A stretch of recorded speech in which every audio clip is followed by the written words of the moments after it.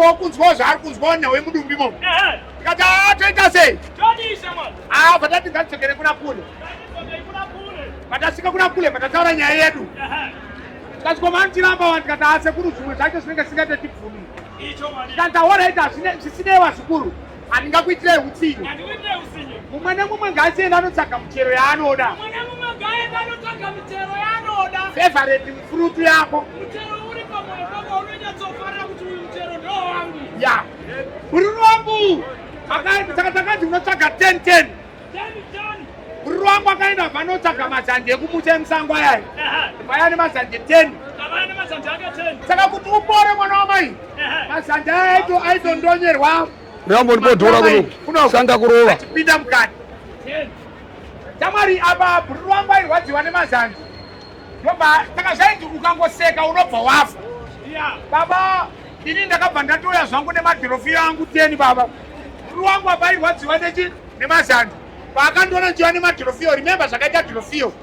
Paya kwarinoita nekuwa kwarinoita. Bururu wangu achimwa nditipa abvaseka abvafa. Nanhasi tikurwadziwa. Inini manje utorina nakwaya nemadhorofiya. Ini zvakatosetwa kuti kwandiri. Ndadzokera kuti kumba kwakule vaya. Mwana wamai. Ndanorara kumba kwakule vaya. Ndobva ndanzi nasekuru vaya. Muzukuru kutaura chokwadi imba ndiri kunokurais. Ine vasikana. Please make sure kuti hapana chaunodi. Ndikati waenda kavimbika sekuru. Andite zvakadaro. Unoziva mwana wamai. Unoziva miedzi yakandikunda. Ndakangoti chingoti pinda mumba yasikanayo. Ndakaona vasikana vakanaka vaya. Hazvina kunditorera nguva. Msitani baba nemwanakomana haramu. Kuti mwacho ndakazorara zvangu. Kuseni ndakaita zvokutiza. Ndakangomuka chirowa pasi. Ndiri pakati peroti mwana wamai. Ndakatanga kuona bhurugwa kufuta. Ndikati hapangwa mune zviri kuitika. Bhurugwa ari kufuta kudai. Ndiri kunotarisa kudai. Ndiri kuona baba muzvambarara. Ndikati ndeivi chii chaitika. Ndakanyatsoziva kuti hapana kushina kwandaita nevasikana kuye ndokwakonzera. Ndakadzokera ndega ndadai mwana wamai kuna kule vaya. Ndichidzoka zvikanzi muzukuru taura weka. Ndikati sori sekuru. Ndakangobatwa neruchiva. Ndobva ndazongo zvikanzi haichatsotaura chokwadi.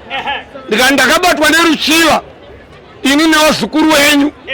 Ndobva tango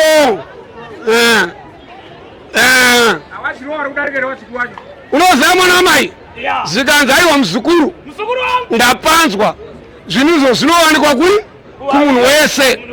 Saka ndochikumbirawo muzukuru ndoda kuti ndikugadzirise. Tsvaga muchero waunofarira wouya nawo ndokuoronora. Mwana wamai ndakangoti chibuda chivanze chasekuru. Ndobva ndaona magaka ane munzwa aya. Ndara ndakatora 20. Ndobva ndava kuna kule. Zvikanzi nai muzukuru ndo muchero waunoda herewo. Ndikati hongu sekuru. Zvikanzi alright. Pane vakatomboya pano vakatsvaga kuti michero yavanoda. Ndikavaoronora nemichero iyoyo. Right muzukuru bvisa trouser. Ndakanyatsobvisa trouser rangu popo. Zvikanzi muzukuru bvisa underwear. Vandaisa pasaiti. Zvikanzi muzukuru kotama wakatarisa kumabvasuwa. Mwana wamai sekuru akatora gaka rine minzwa riyeri. Zvikanzi muzukuru michero yauya nayo yese inopangwa kuperera mauri 20 magaka. Mwana wamai akatorwa gaka. Sekuru aita kumuona kutenderedza ruoko akabata gaka richinouya baba rakangosvika ndi harina kupinda rakangopinda. Mwana wamai ndakati kule zviri ndigare nemuzvambariro wangu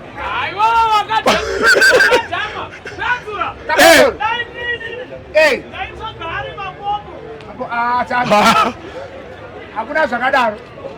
Bakomana munona chi regada so tauda mufambire ina tachwaditi babere kwa rapo ndikumbura mwe apo mchilaini ichi sikurere kuno gwe apo